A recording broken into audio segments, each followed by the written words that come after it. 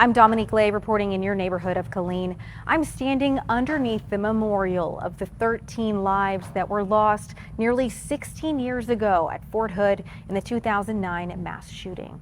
I spoke with a survivor who was on post when the shots rang out from Nidal Hasan, a man who is now facing execution for killing 13 and injuring dozens more.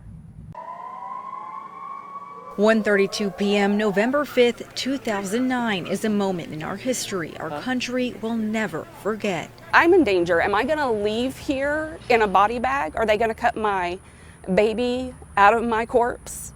Julia Wilson, a DoD civil service civilian, was 9 months pregnant and on post at Fort Hood the day 13 soldiers were killed and 32 others were injured during a mass shooting at the military base. When I look up, there's soldiers running, there's the gunfire, and I see a few of them just go down. And I'm just like, oh my God, they just got shot. And there's nothing I can do. There's nothing I can do to help them.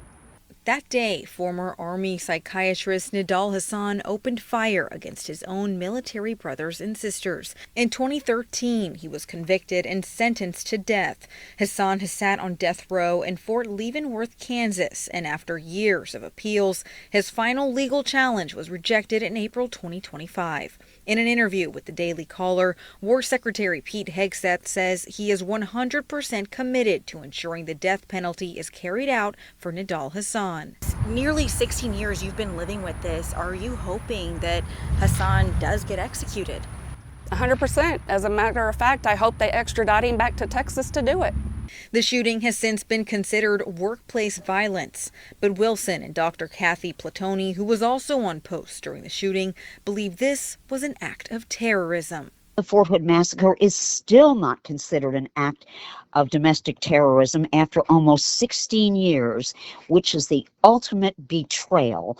And many of the families of the fallen, the wounded, and the survivors have never gotten the benefits they are due.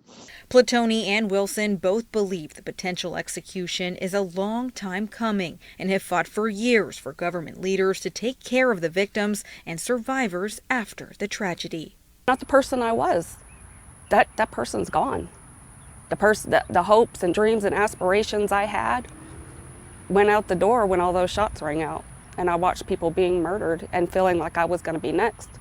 If carried out, this would be the first military execution in more than 60 years. Reporting in Killeen, I'm Dominique Lay.